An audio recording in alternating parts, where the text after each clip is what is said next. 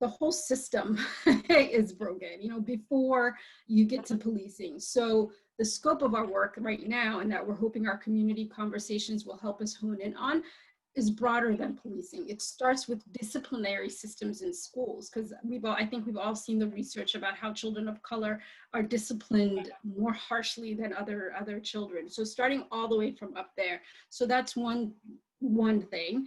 And then when you ask about the timeline, systems change takes time, and it's going to take a different kind of conversation to occur, which I think where we are right now in Minnesota, we may be ready for that. And when I say we may be ready, it doesn't mean that everybody's on board and everybody wants to change the system right now, but there's a certain level of awareness and there's a certain level of conversation that's going to be tension filled, and it's not going to be easy.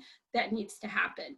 So I think the first, we're focusing on creating that conversation space first, and having different folks at the table and then moving into action. So all in all, to say this is going to be a multi-year effort. We hope to have this first round going from co-defining the issue to co-creating the solution to piloting the solution, for that to take up until next summer and have a pilot out the door by next summer. However, that's not the end of it. It's going to take a commitment on all of our parts, from philanthropy to policymakers to community, to sustain that effort and refine whatever solutions that we're testing, and go big and scale big as well. So it's a multi-year commitment, at least on the part of the foundations, and that's the message that we want to communicate to everybody as well. I said that about 2/3 of the community advisory team is going to be made up of justice impacted individuals, but it's also going to include some system actors.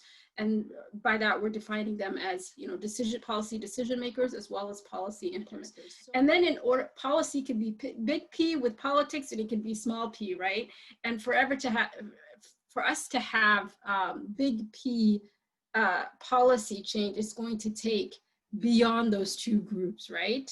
So that's, the bigger group that we're looking at, which is the greater Minnesota public. That would be our third stakeholder. One of the big crucial things that we always like to have with women's press conversations is the action equals change component. We have very engaged readers, very interested in equity. Is there anything that people can do now? Be willing to, and you've already started this, be willing to have a different kind of conversation. I talked about policy change, but being one of our goals, but so is narrative change. There's a conversation we need to have, and it's going to include all of us, and it's going to include all of us first learning, the terminology, the language that's being used, the stories behind, and the wisdom behind some of the community's identified solutions and identified problems. So